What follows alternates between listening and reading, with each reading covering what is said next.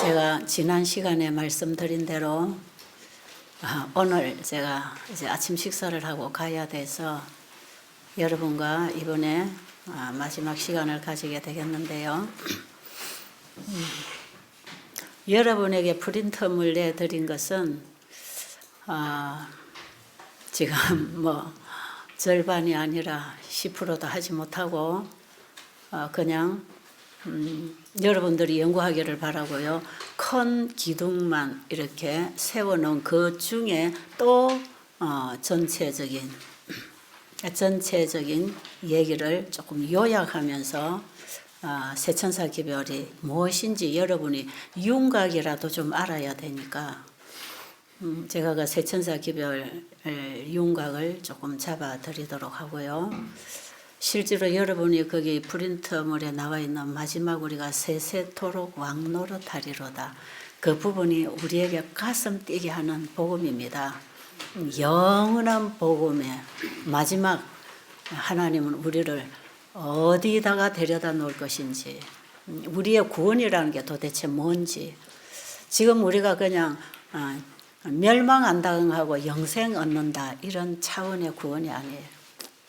세세토록 우리에게 왕이 된다고 하는 것, 왕 같은 제사장이 된다고 하는 것, 만민을 다스리는 권세를 예수님이 받으신 것을 우리와 함께 공유한다는 것, 예수님의 모든 것이 바로 나의 모든 것이라는 것, 이 복음이 그걸 만들어주는 것입니다. 그래서 그 여러분 프린트물에 있는 그 성경절들은 여러분이 꼼꼼히 이제 연구하면서 거기 연결되는 성경절들이 성경에 많이 있으니까요. 이걸 연결을 해서 공부를 하면 그거 맥이 되는 중심이 되는 성경절만 적어놨으니까 여러분이 스스로 꼭 공부를 하시고요.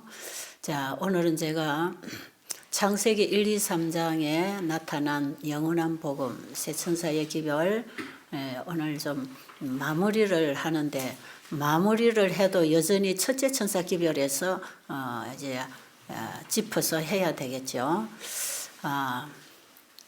자, 여러분이 처음부터 혹시 못 들으신 분이 계신다면 복습하는 차원에서 조금 제가 짚어 들어가겠고요.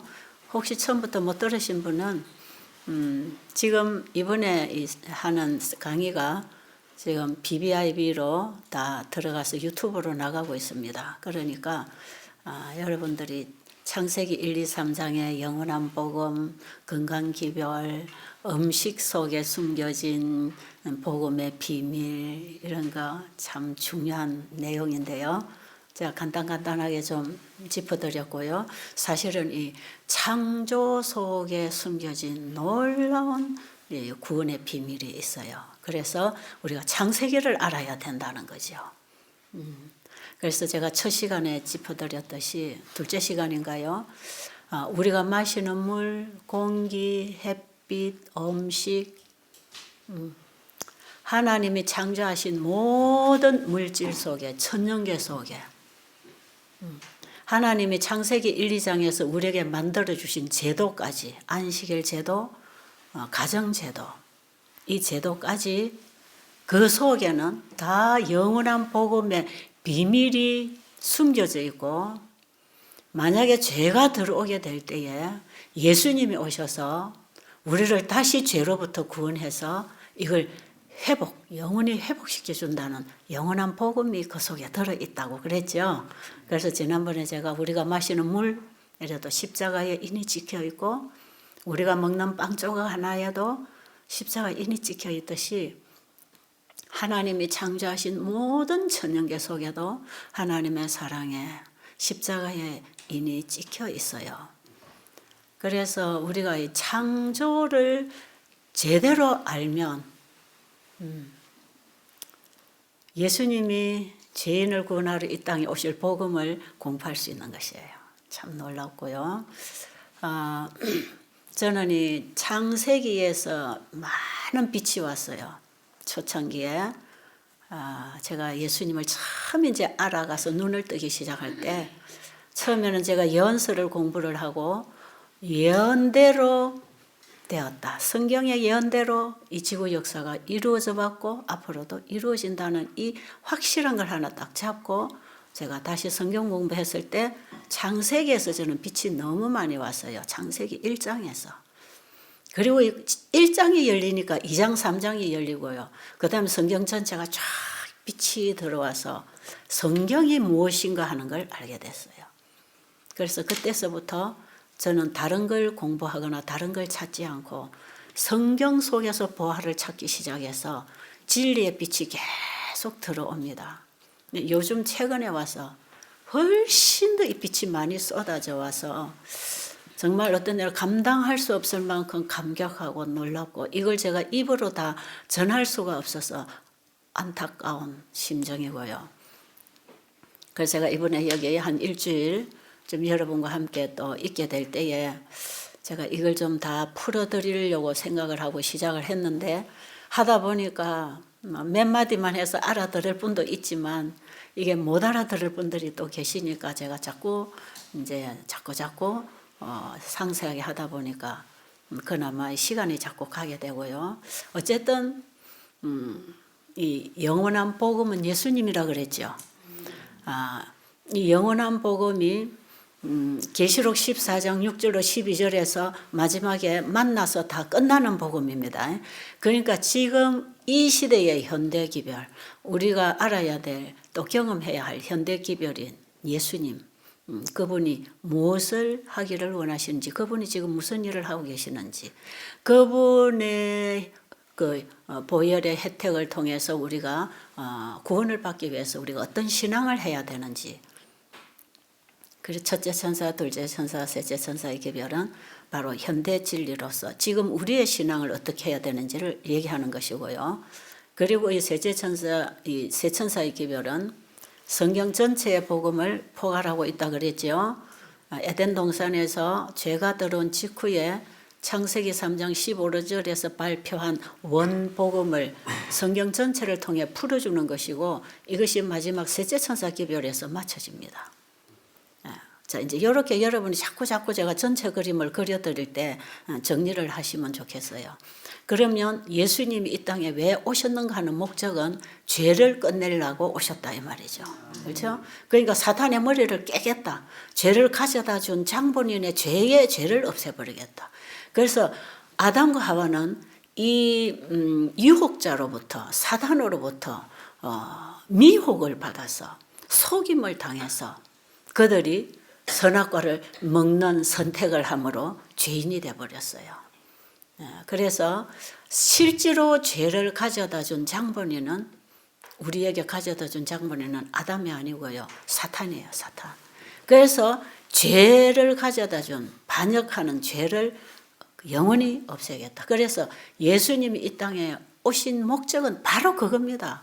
사탄의 머리를 깨버리고 영원히 우주세계에 이 세상에 하늘에 죄가 소멸되도록 죄를 끝내는 엄청난 일을 예수님이 하시기 위해 오셨는데 셋째 천사가 전하는 기별이 성소를 정결하게 한다는 기별이 온 것입니다. 그래서 다니엘서 8장 14절에 여러분 이 전체를 지금 뛰어넘어가기 때문에 성경을 공부하신 분들은 이게 뭐 다 이해가 되는 얘기라 어렵지 않아요. 처음 오신 분들은 어렵겠지만 들어두면 다음에 여러분이 공부할 때 도움이 될 것이에요. 결국은 다니엘서 8장 14절에 2300주야까지니 그때에 성소가 정결하게 된다. 그 성소 정결을 위해서 1844년에 예수님이 하늘 지성소로 들어가셔서 이제는 죄를 끝내버리는 일을 하신다. 그러면 사단이 가지고 온 죄를 예수님이 끝내고 이제 죄가 있는 성소, 하늘 성소, 우리의 마음 성소, 하늘과 땅에 들어온 모든 죄를 예수님이 다 속하고 도말하고 끝내버리는 일을 하신다는 거예요. 이게 가장 큰 기쁜 소식 아닙니까? 영원한 복음은 영원한 기쁜 소식이에요. 이거는 놀라운 소식이에요. 여러분 우리가 지금 이렇게 고통당하는 게 뭐 때문입니까? 죄 때문 아닙니까? 죄. 마음이 괴롭고 믿고 원수지고 잠 못 자고 불안하고 고민하고 이게 다 뭡니까? 미워서 괘씸해서 원수 갖고 싶어서 고민하는 거 다 뭡니까? 이거 다 죄가 만들어내는 거예요. 여러분의 병은 뭡니까? 이거 죄가 만들어낸 열매들이라 이게 다. 그래서 죄 없는 곳에는 질병도 없고 미움도 없고 불안도 아무것도 없어요. 평안.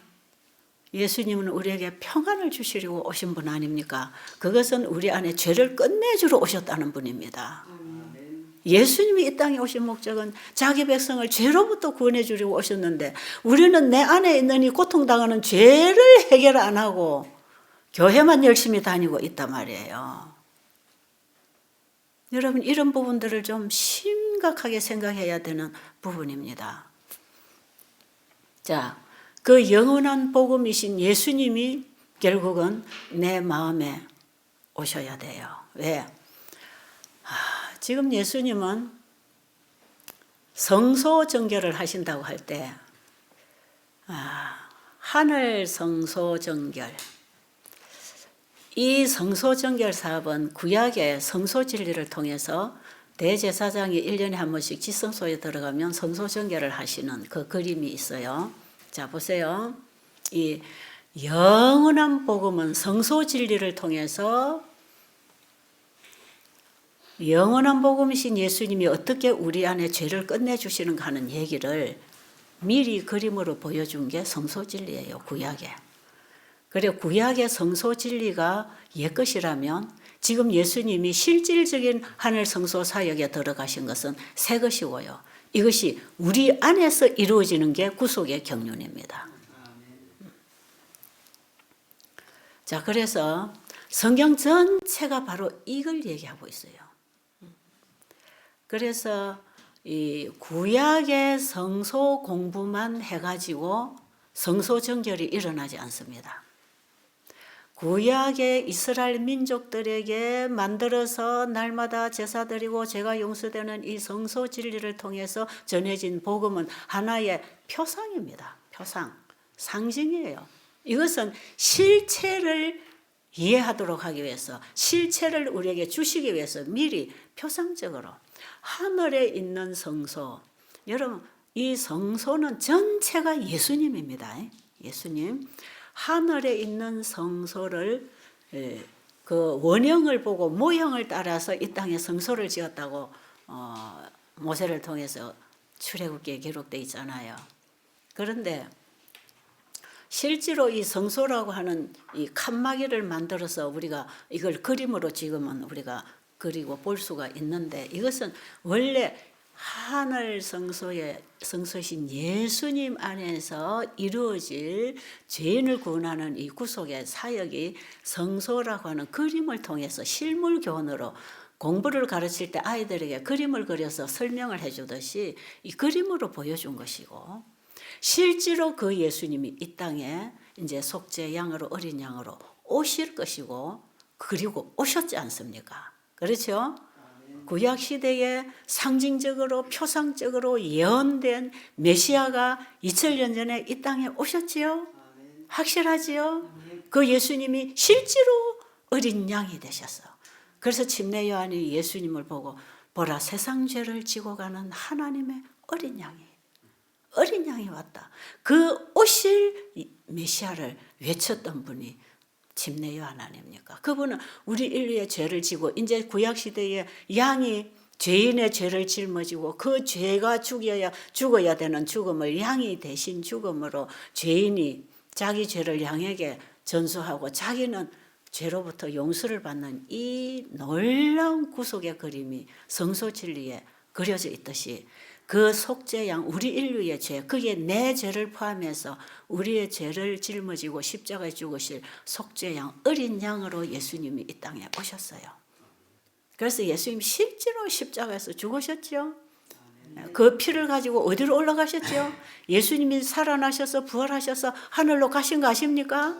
하늘 성소에 가서 무슨 일을 하는지 우리는 히브리서를 통해서 배우지만 지금 요한계시록 공부를 하면 그분이 하늘 성소에서 이 땅에 무슨 메시지를 보내고 무슨 일을 하시고 계시는지를 요한을 통해서 전체 그림을 보여주고 있는 게 요한계시록이에요.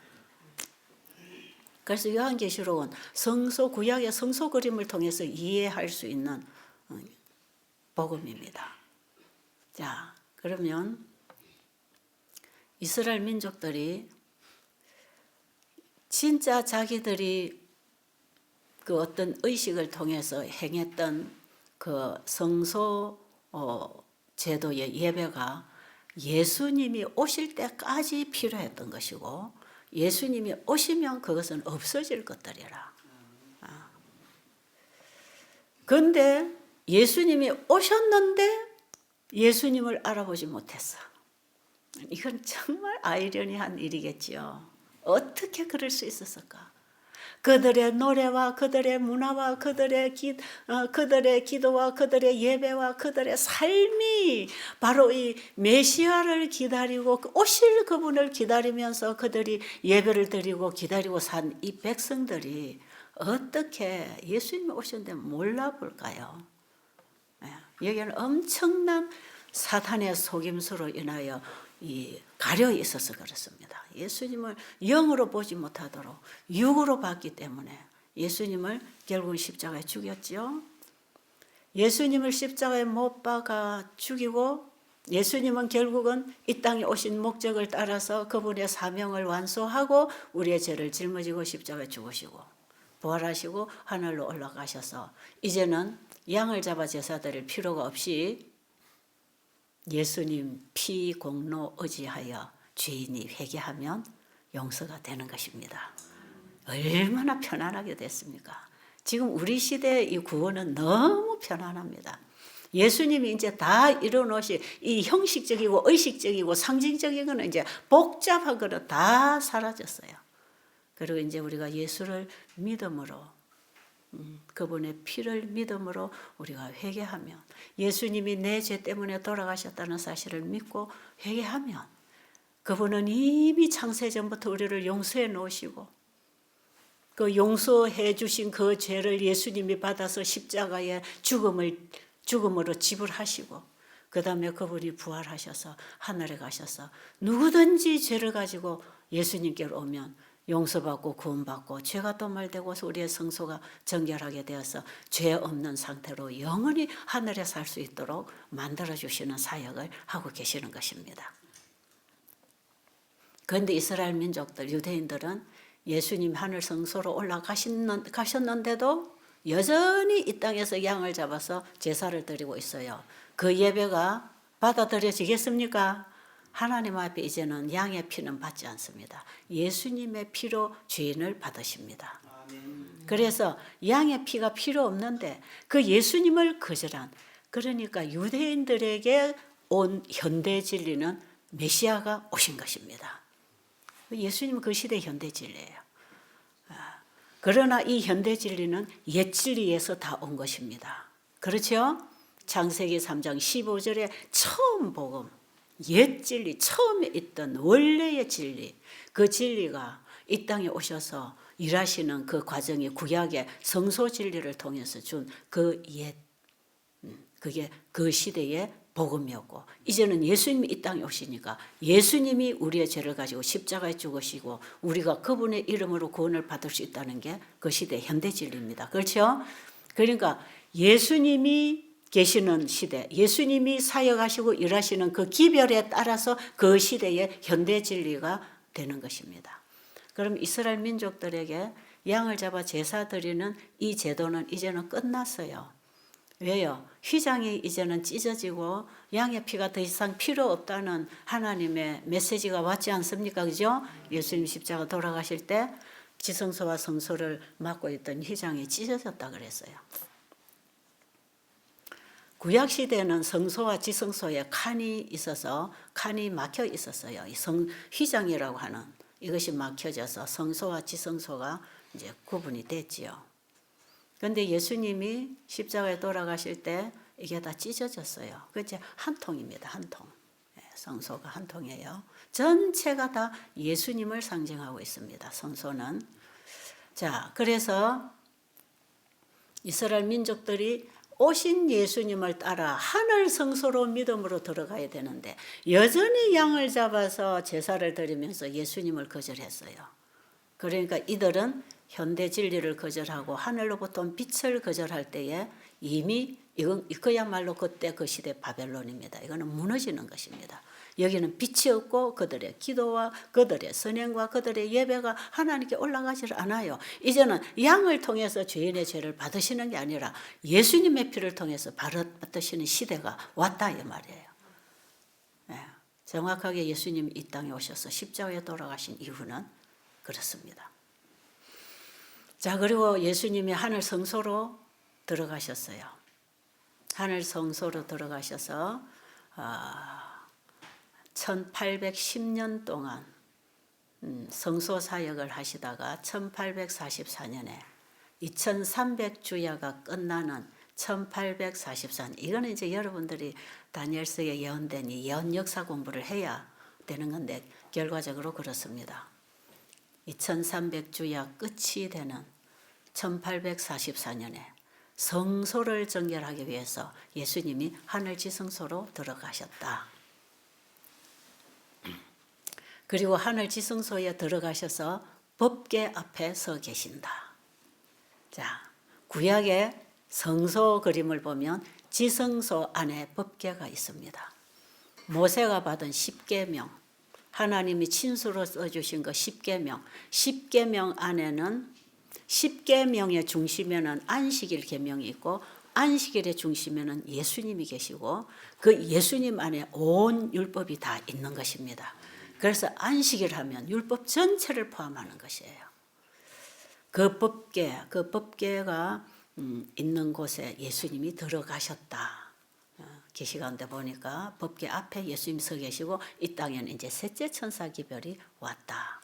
그럼 셋째 천사 기별은 지성소에서 이제 행하시는 예수님의 사역을 이제 이 땅에 알리는 현대 진리가 왔다. 이해하십니까? 1840 예수님이 이 땅에 오셔서 십자가에 죽으심으로 이제 현대 기별은 우리가 예수를 믿고 구원을 받는 것이지 양 잡아서 구원받는 거 아니다. 이제 그것이 현대 진리로 왔어요. 그리고 1844년까지 예수님께서는 성소의 사역을 하시다가 1844년에 이제는 성소를 정결하기 위해서 지성소에 들어가셨다. 이게 무슨 뜻인가? 이것은 옛날에 구약시대에 성소 제도에서 대제사장이 1년에 한 번씩 지성소에 들어가서 무슨 일을 하셨는가를 알면 지금 예수님이 실질적인 대속죄일에 하늘 지성소에서 무슨 일을 하셨는지를 공부할 수 있지요. 그걸 이해할 수 있는 것입니다. 자, 그러면 지금 예수님이 하늘 지성소에 들어가셔서 누구의 죄를 도말하는가? 이제 여러분 계시록 14장 7절에 첫째 천사가 전하는 두 번째 단락에 어제 제가 얘기했죠. 하나님을 두려워하며 그에게 영광을 돌리라. 왜? 이는 그의 심판하실 시간이 이르렀음이니 하늘과 땅과 바다와 물들의 근원을 만드신 이에게로 돌아와라. 그분을 경배하라.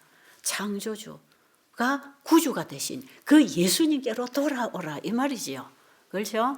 그분에게로 돌아오라. 그래서 그분이 행하신 일을 경험을 가지고 증거를 할 때에 사람들이 하나님을 경외하고 그분에게로 돌아올 것이다 이 말이에요. 그래서 어제 우리가 예수님을 만난 경험, 병자들이 치료되고 그 다음에 죄인이 구원받아 새 사람이 되는 이런 증인들이 나가서 그 예수님이 나를 이렇게 고쳐주시고 나를 이렇게 변화시켜 주시고 나를 죄로부터 죄의 시궁창에서 나를 건져서 빛 가운데로 인도하셨다고 하는 그 빛을 가지고 하나님의 치료의 경험을 한 사람들이 증거할 때 사람들이 하나님을 두려워하고 그분에게 영광을 돌린다 그랬죠. 자, 어제 아침에 제가 이 부분에 얘기를 조금 하고 지나갔어요. 여러분, 그래서 지금 우리가 죄로부터 구원을 받고 병으로부터 치료를 받지만 이건 완전한 게 아니라 그랬죠. 그래서 진짜 하나님을 두려워하고 그분에게 영광을 돌리는 일은 언제 일어나는가? 우리가 죄로부터 완전히 끝난 이후에 완전한 하나님의 품성으로 옷 입었을 때 예수님이 지성소 사역이 끝났을 때 주시는 의의 선물입니다. 그 의를 우리가 완전한 예수님 의를 받아서 완전한 죄로부터 구원된 회복된 백성, 그리고 우리가 육신의 죄로 살아온 태어난 육신은 죽고 주님이 주시는 신령한 몸으로 부활해서 완전한 건강한 사람, 이게 이제 영화롭게 되는 과정인데요. 실제로 하나님을 두려워하고 하나님께 영광을 돌리는 일은 이때의 완전한 모습을 통해서 하나님이 영원히 완전히 영광을 받으실 것이에요. 자, 그래서 첫째 천사가 전하는 이 하나님을 두려워하며 그에게 영광을 돌리라, 그리고 창조주를 경배하라, 이런 일들은 지금 이 땅에서 우리가 시작된 것이 마지막 예수님의 속죄 사역이 끝남으로 우리가 이제 완전한 사람으로 될 때 하나님이 영광을 받으셔요. 이 백성들을 하나님은 하늘로 데리고 가셔서 그분의 구속의 사랑에 죄인에게 주신 은혜의 전리품으로 영원히 가지고 계신다는 것입니다. 이 나라에서, 이 땅에서 구원받은 그 백성들은 하나의 전리품으로 영원히 하늘에 남아요. 그래서 하늘 그 우주 국민들 앞에, 천사들 앞에, 범죄한 사단 앞에 이 백성들을 이렇게 구원하고 변화시키고 회복시켜 주시는 것이 하나님의 영광이라. 그러니까 하나님의 영광을 받으시는 것은 우리가 구원받는 것입니다. 우리가 구원받는 것이 하나님의 영광이에요. 이 죄인을 구원하기 위하여 예수님이 이 땅에 오셔서 어떤 일을 행하시고 어떤 취급을 받으시고 어떤 희생을 하시고 우리를 구원해 가시는가, 이 놀라운 사랑을 우리가 알 때에 우리는 그 하나님을 두려워하게 되어 있습니다. 그 두려움은 무서워서 벌 받을까 봐 발발 떠는 두려움이 아니고, 와, 하나님의 이 놀라운 사랑, 놀라운 이 능력 앞에 우리 인간이 무릎 꿇는 거, 그게 경배입니다. 그게 참된 경배입니다. 그래서 하늘과 땅과 바다와 물들의 근원을 만드신 이를 경배하라고 할 때는 이제 이런 과정을 통해서 이런 증인이 나와서 이런 증거가 일어날 때 하나님이 경배를 이 땅에 있는 동안에도 받으시고요. 그래서 창세기 계시록 14장 특히 7절에 거기 전체 복음이 다 들어왔다 그랬죠. 그 첫째 천사 기별을 거절하면 셋째 천사 경험 없어요. 그렇기 때문에 이 첫째 천사 기별이 참으로 중요합니다. 그래서 우리가 첫째 천사 기별을 경험해야 되는 것이에요. 그래서 이 첫째 천사 기별이 창조주를 경배하라는 것은요, 우리가 이 땅에서 안식일을 지키잖아요. 이 땅에서 우리가 매 일주일마다 매 토요일 날 안식일 예배 드려도 우리 안에 쉼이 없잖아요. 그렇죠? 이것은 하나의 또 표상입니다. 또 상징입니다. 이것은 우리가 보이는 경험을 통해서 이 땅에서 생활할 수 있는 이 일을 통해서 영원한 하늘의 안식을 배우는 것이거든요. 그래서 출애굽기 20장 8절에 안식일을 기억하여 거룩히 지키라고 하는 그 기억하라는 안식일은 창세기 2장 1절로 3절에 죄 없는 안식일을 기억하라는 뜻입니다. 너희들이 이 땅에서 제7일마다 안식일 예배를 드리고 너나 내 아들이나 남종이나 여종이나 다 일하지 말고 이날 안식일 예배, 창조주를 경배하는 예배를 드리는 이 일을 일주일마다 너희들이 반복하면서 뭘 기억하라? 창세기 2장 1절로 3절에 죄 없는 안식일을 기억하라. 그게 복음 아닙니까? 예수님이 오셔서 우리에게 죄 없는 영원한 안식을 주겠다 이 말이에요. 그러니까 안식일 복음이 예수를 믿음으로 말미암은 의를 전하는 영원한 복음입니다. 그 다음에 제가 지난번에 부부 얘기했죠. 너는 내 살 중에 살, 뼈 중에 뼈다. 하나님은 아담 하나에게 생명을 주시고 몸을 주시고 아담의 생명에서, 아담의 몸에서 여자를 취해서 여자는 남자의 한 분신이 돼서 아담의 몸 중에 몸, 뼈 중에 뼈가 하와단 말이에요. 하와의 몸 중에 몸, 뼈 중에 뼈가 살 중에 살이 아담이단 말이에요. 이게 하나. 너희들은 하나다. 그러니 자신을 사랑하는 것처럼 아내를 사랑하라. 에베소 5장에 이것은 예수님과 우리 사이에 주신 영원한 복음의 비밀이라 그랬죠. 자, 이거 우리가 지난번에 배운 것인데 이 회복, 하나 되는 이 부부 가정 제도 속에서 영원한 복음을 우리에게 선포하셨다 이 말이에요. 그러니까 에덴 동산에서 아담 하와가 창조되고 안식일과 이 천년계의 법칙, 이 모든 하나님의 원래 창조하신 그 창조물 속에는 영원한 복음이 들어있다. 그래서 창세기에 영원한 복음, 성경 전체를 포괄하는 세천사의 기별이 들어있다. 이제 이해가 조금 되십니까? 지난번에 제가 살 중에 살 설명했으니까요. 자, 이제 실제로 여러분 이번에 프린트물 내드린 것 중에 예수님과 우리가 하나 되는 것, 이 부분이 굉장히 중요한 복음입니다. 살 중에 살이요 뼈 중에 뼈는 예수님과 우리의 관계를 얘기한다 그랬죠. 그래서 예수님이 육신을 입고 우리에게 오신 것은 바로 그분의 살과 피를 우리에게 주어서 먹게 해서 예수님의 살과 피가 내 살과 피가 되도록 하기 위해서, 그것이 고린도전서 11장에 바울이 고린도 교회에 보내는 편지에서 쓴 글 중에 예수님에게 내가 들은 것인데 너희들이 이 포도즙과 이 떡을 떼는 것은 바로 내 살과 피를 상징하는 것이다. 그래서 그들이 포도즙과 떡을 먹는 유월절 만찬은 바로 예수님을 통해서 그들이 구원받은 기념으로서 먹는 떡이었는데, 이것은 실제로 또 하나의 표상이고 실제로 내가 너희들을 살게 할 영생의 떡이고 영생의 피다. 나를 먹어라. 그래서 요한복음 6장에 51절 이후로 보면 내 살을 먹고 내 피를 마셔야 영생을 얻고, 내가 아버지로 인하여 사는 것처럼 내 살을 먹고 내 피를 마시는 자는 나로 인하여 살 것이라. 이게 영원한 생명의 복음 아닙니까? 예수님은 우리에게 살과 피를 주셨어요. 뭐들로? 네가 내고 내가 니다.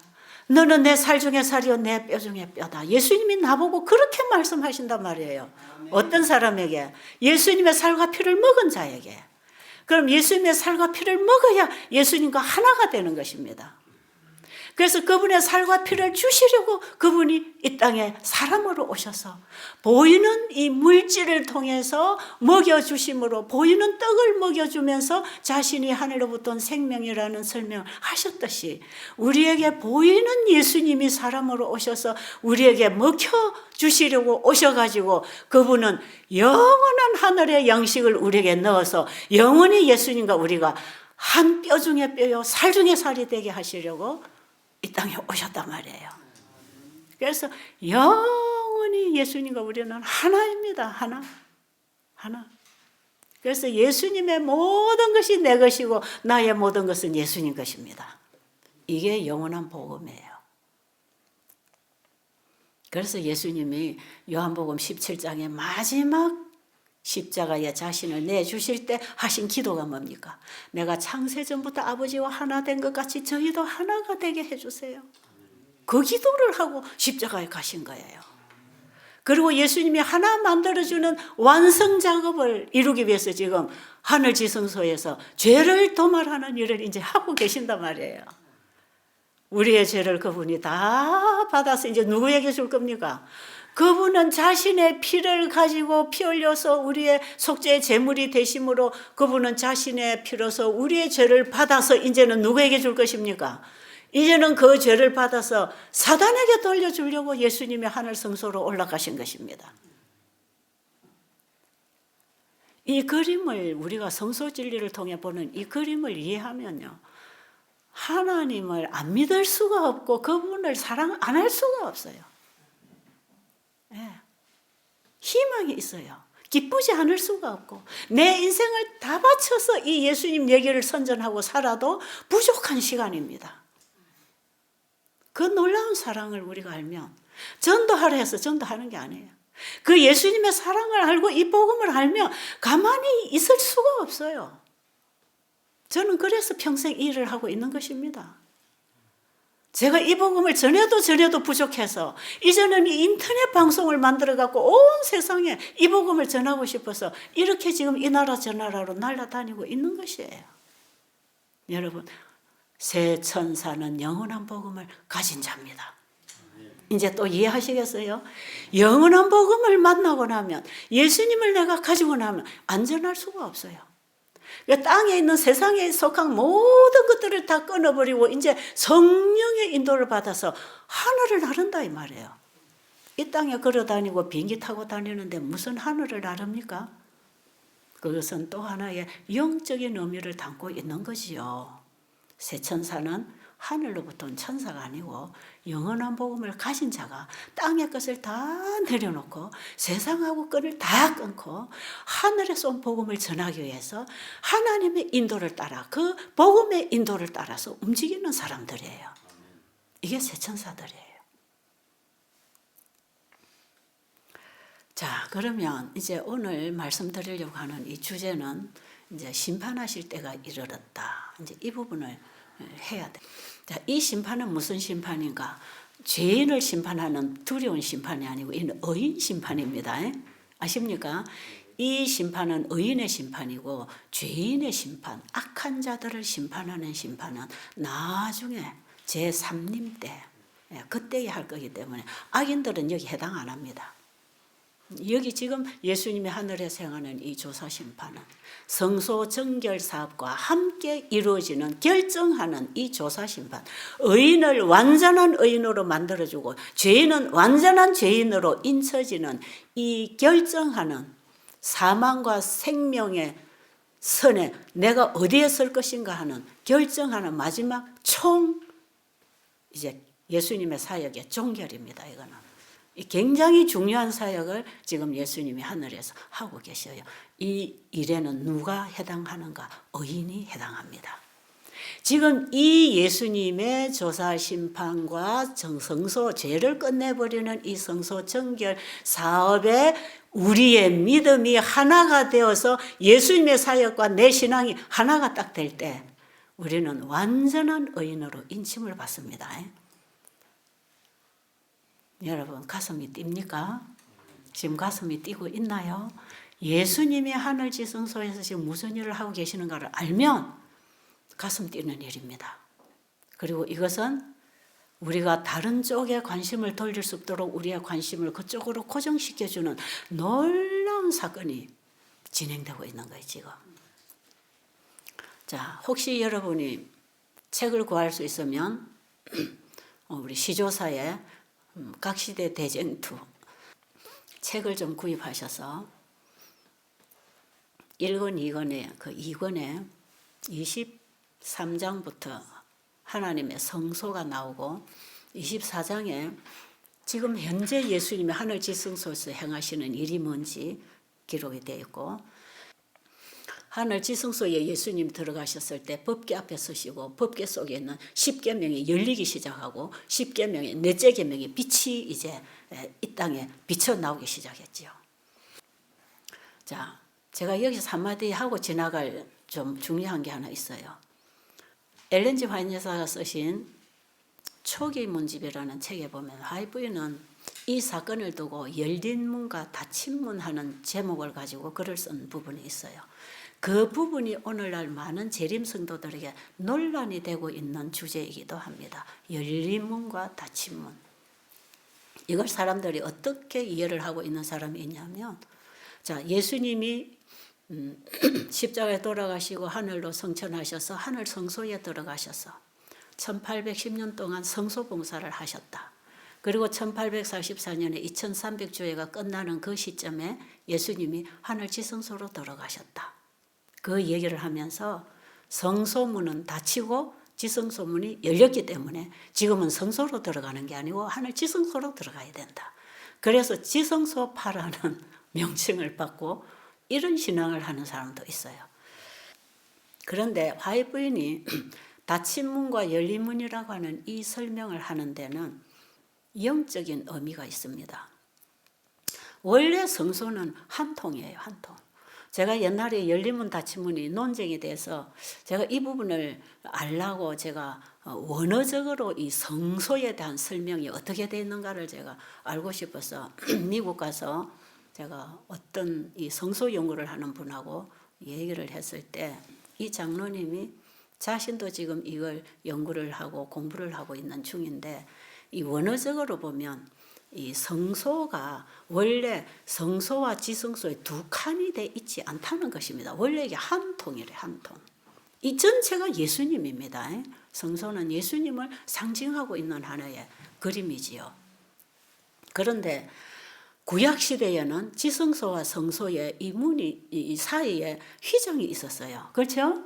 근데 예수님이 십자가에 돌아가실 때 휘장이 보이지 않는 손에 의해서 찢어져 버렸지요. 그러니까 이제는 한 통이 되어 있는 것입니다. 그러니까 원래 이게 칸이 나누어져 있는 게 아니에요.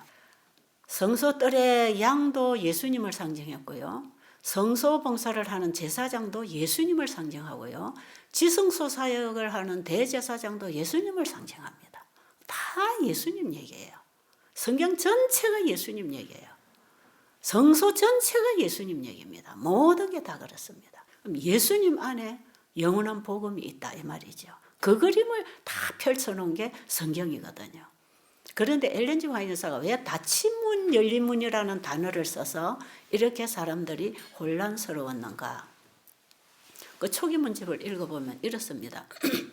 1844년 당시에 2300주의 예언을 연구한 밀러주의자들이 1844년에 예수님이 재림한다고 해서 재림운동을 일으킨 기독교 역사가 있지요. 이건 뭐 오래된 기독교인들은 다 아는 사실이에요.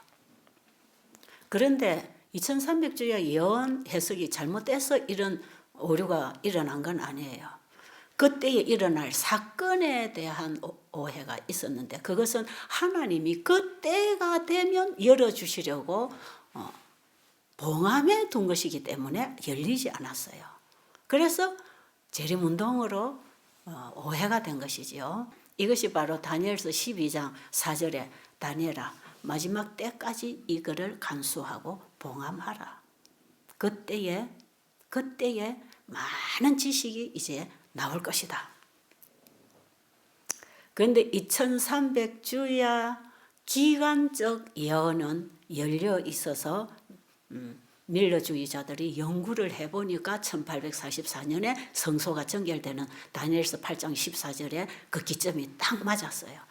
어떤 모습으로 연구를 해도 그 당시 밀러주의자들과 여러 지도자들이 이걸 같이 연구를 했을 때 정확하게 1844년의 기점이라는 것은 다니엘서의 예언하고 2300주의 예언의 끝이 맞았어요.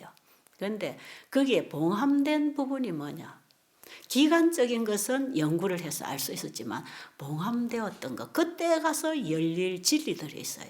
그게 뭐냐면 예수님이 지성소 사역입니다. 지성소 사역. 이게 바로 셋째 천사 기별이 봉함된 게 열린 것이에요. 예수님이 지성소에 들어가셔야만이 이 땅에 열릴 무궁무진한 빛이 있어요. 그 지금 우리는 바로 그 시대에 살고 있기 때문에 성경 전체의 빛이 다 와 있습니다.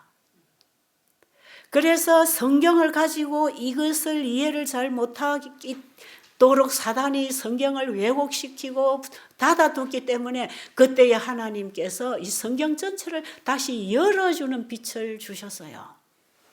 그것이 엘렌 G 화이트 여사의 글을 통해서 빛이 온 것입니다. 그래서 이 엘렌 G 화이트 여사가 받은 이 글은요, 그저 사람의 생각으로 쓴 게 아니라 성경을 재조명해서 성경을 오해하고 짓밟아둔 진리들을 환하게 열어주고 있어요.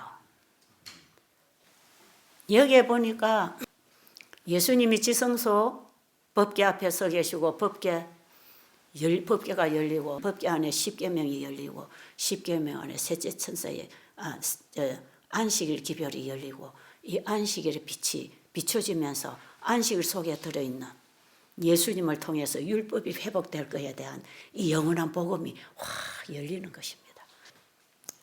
그래서 그 동시까지는요, 이 안식일 예배가 창세기서부터 있었지만, 그리고 유대인들이 하나님 백성들이 지켜왔지만 중간에 신약 시대에 와가지고 이 로마 가톨릭에 의해서 교황권에 의해서 이 제7일 안식일이 제1일 일요일 예배로 바뀌어져 버렸어요.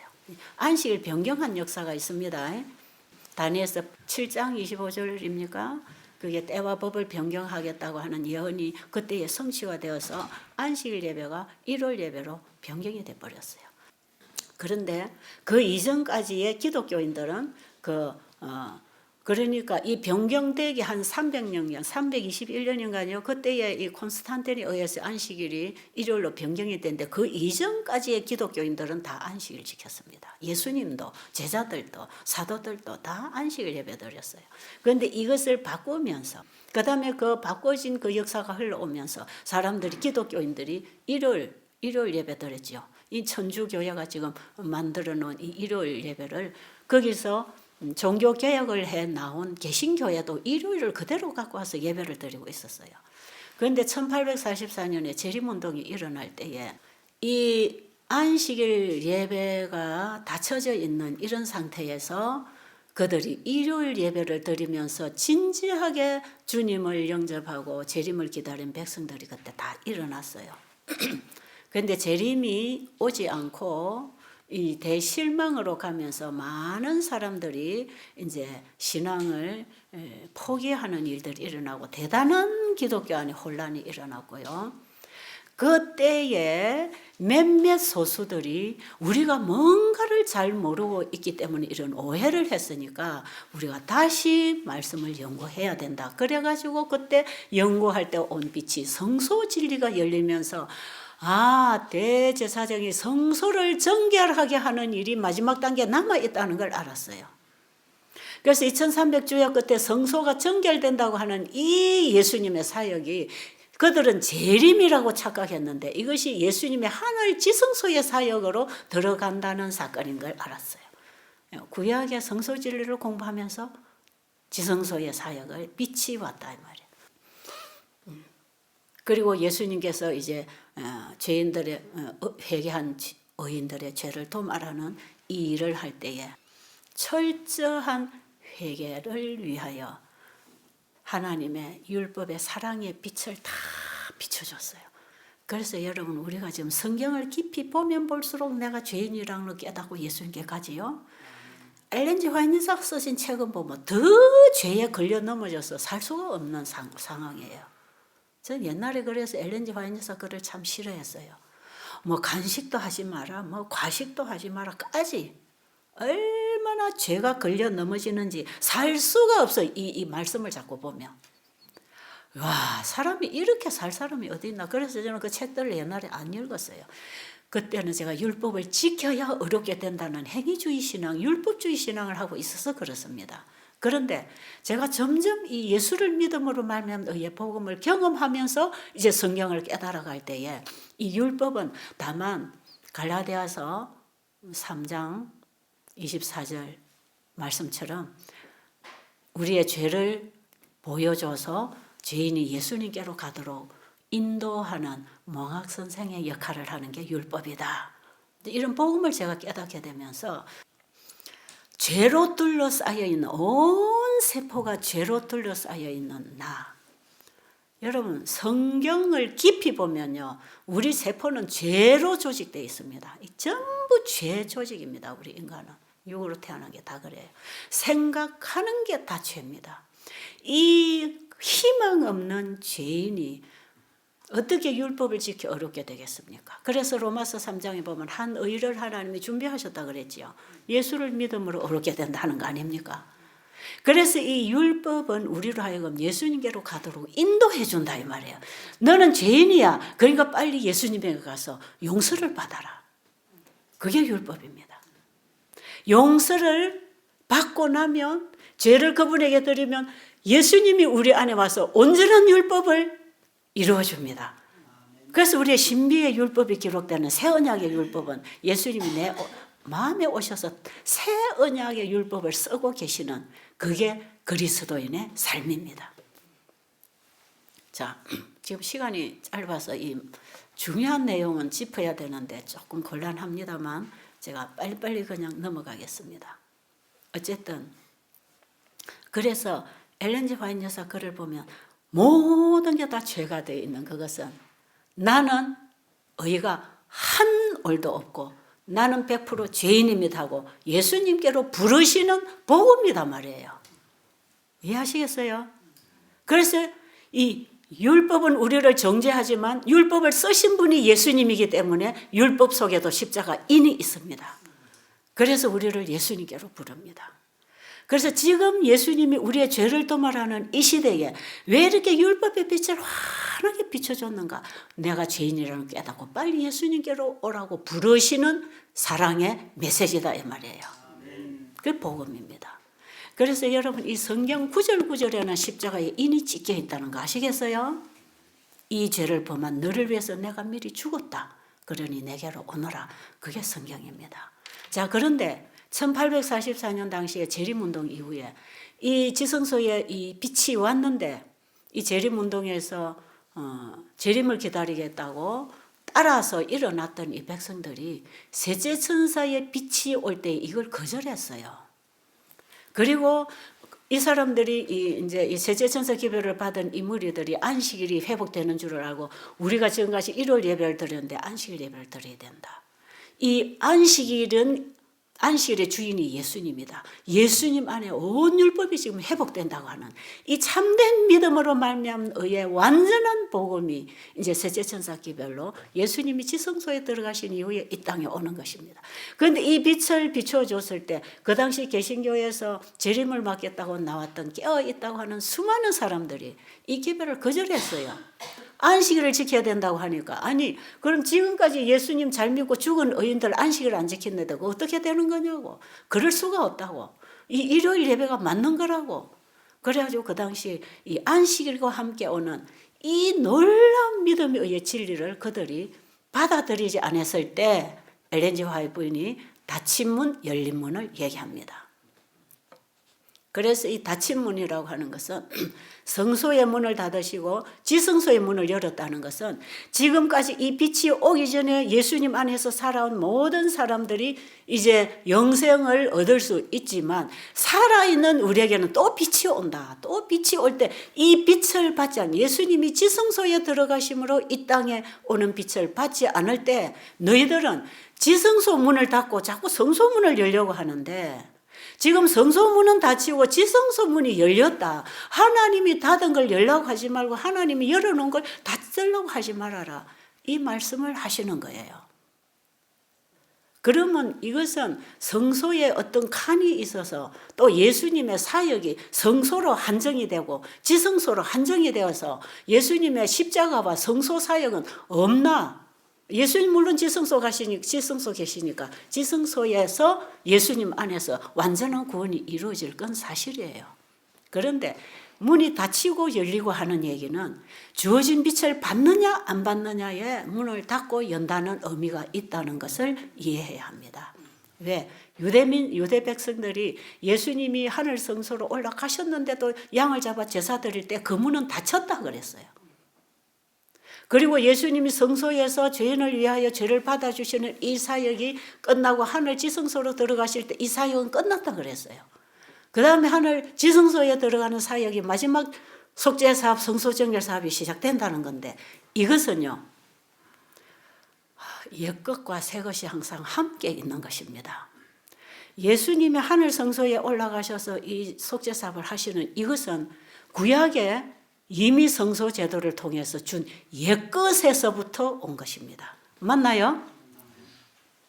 창세기 3장 15절에 그 옛것에서부터 온 것이 이스라엘 민족들에게 그 시대의 현대기별로 성소 진리로 온 것이고 그 다음에 성소 진리에서 그 상징된 예수님이 실제로 이 땅에 오셨을 때 예수를 믿는 기독교인들에게는 예수님이 하늘 성소에 들어가신 그 사역을 믿고 신앙하는 게 그 시대의 현대 진리인데요. 지금 이 시대에 예수님이 하늘 지성소로 들어가셔서 사역하시는 이 성소정결 사업에 우리가 일치하는 신앙을 하는 것은 또 현대 진리를 믿고 신앙하는 것입니다. 그러면 항상 그 시대 예수님이 가시는 그 자리를 따라서 현대 진리가 이 땅에 주어지는데 예수님이 1844년에 지성소로 들어가시는데 이 사람들은 지성소의 빛을 받지 않고 성소 진리에서 머무르려고 했다 이 말이에요. 그것이 하나님이 열어놓은 문을 닫고 하나님이 닫은 문을 연다는 뜻이지, 무슨 문이 닫히고 열리고 하는 게 아니고, 주어지는 빛을 따라 계속 순종하지 않으면 계속 하나님이 닫아둔 문을 열려고 하는 거하고 똑같은 것입니다. 유대인들이 자꾸 양잡아 제사 드리려고 할 때 그 문은 닫혔다. 그러나 구약의 그 성소는 오실 예수님을 보여줬어요. 그래서 지금 예수님의 피를 이해하기 위해서 우리는 구약의 성소 진리를 이해해야 됩니다. 그 빛도 받아야 돼요. 그걸 통해서 현재 예수님이 하시는 일을 알아야 되기 때문에, 그래서 언제든지 옛것과 새것이 함께 가는 것이고, 그래서 마태복음 13장 51절에 보면 천국의 제자된 서기관들은 옛것과 새것을 함께 나누어 준다 그랬잖아요. 이 옛것과 새것은, 옛것은 처음 신앙, 새것은 지금 신앙. 그래서 옛것은 구약의 성소, 새것은 하늘 성소. 옛것은 구약의 율법, 새것은 신약의 예수님 안에 복음. 이래서 이 새것은 다 옛것에서 나온 거기 때문에 옛것하고 새것하고는 분리되어 있지 않고 이게 한 통속이다, 하나다 이 말이죠. 오늘 여기까지 하다 제가 조사심판 얘기를 못 하겠네요. 정말 아쉽네요. 왜냐하면 이 부분이 지금 자꾸 논쟁이 되고 있으니까요. 그래서 언제든지 새 것은 옛 것으로부터 온다는 걸 알아야 돼요. 그 옛 것이, 처음에 옛 것이 뭐냐? 창세기 3장 15절. 그럼 지금 새 것은 뭐냐? 하늘 지성소에서 죄를 도말해버리는 사건. 그러니까 죄를 없애겠다고 하는 약속이 완성되는 사건 아닙니까? 그러니까 이 전체가 하나의 복음이다 말이에요. 그게 바로 예수님이에요. 그래서 성소는 한 둥치, 한 통이다 이 말이에요. 그래서 닫힌 문 열린 문을 설명할 때 우리가 까딱 잘못하면 이거 오해를 하기 쉬워요. 그래서 지금 지성소로 들어가야 되는데 지성소 안 들어오면 이거 전부 다 틀린 복음이다. 이렇게까지 극단적인 주장을 하는 사람들이 있어요. 그래서 십자가 경험 이런 것을 거절하는 사람들도 있지요. 그래서 이제 이게 문제가 되는 거죠. 정말 중요한 얘기가 남아 있어요. 다음에 제가 기회가 되면 이 조사 심판 얘기, 여기는 의인의 심판이라는 거, 우리의 죄가 끝나는 죄 도말과 함께 이 성소 정결과 함께 이루어지는 조사 심판은 의인에게 영원한 복음입니다. 의인에게는 영원한 복음. 제가 이제 하늘에 생활 때 의인의 죄를 받아서 사단에게 넘겨주고 끝낸다 이 얘기는 제가 평상시 자꾸 했으니까 이런 걸 연결을 시켜서 오늘 이 말씀을 이해를 하면 좋을 것 같고요. 어쨌든 지금 하늘에서 이런 죄를 끝내는 이런 사역을 하실 때 이 땅에 있는 백성들은 무슨 신앙을 해야 되는가, 이제 그거 하나만 읽어드리고 마치겠습니다. 각 시대들의 425페이지 크게 읽어주세요.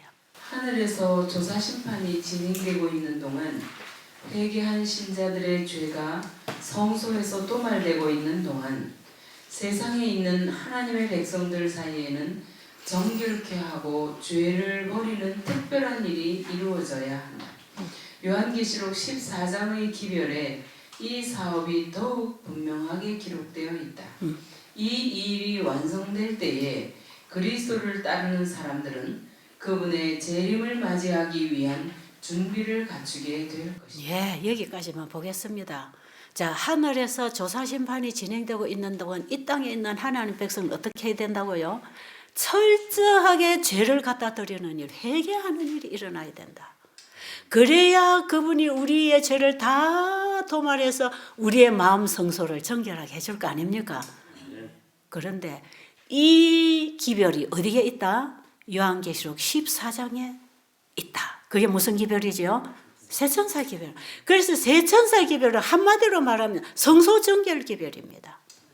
성소 정결함을, 우리 개인 성소의 정결함을 받도록 하기 위하여 우리가 어떻게 칭의를 받고 성화를 받고 제도말을 받는가, 이 칭의와 성화와 영화의 이 믿음으로 말미암은 의를 경험하도록 전파하는 기별이 세천사의 기별이라. 그래서 세천사의 기별은 믿음으로 말미암은 의를 경험하면서 증거하는 기별이라. 이 기별이 사람들로 하여금 자기 개인의 성소들이 정결하게 되도록 예수님이 마지막 속죄사업을 마치도록 하는데 우리의 신앙이 만나질 때 구속사업이 끝납니다. 여기 이제 나중 늦은 비 붙고 그네침하고 예수님 재림하거든요. 이 일이 지금 진행되고 있으니까 지금 우리는 뭘 해야 된다? 철저한 회개에 들어가야 된다. 그래서 스가랴 12장 10절에 회개의 영을 구하고 장자를 잃은 그 탄식하는 심령으로 하나님의 장자를 내 죄가 죽였다고 하는 그 탄식으로 들어가라 이 말이에요. 스가랴 12장 10절 이후에 기도가 지금 이루어져야 합니다.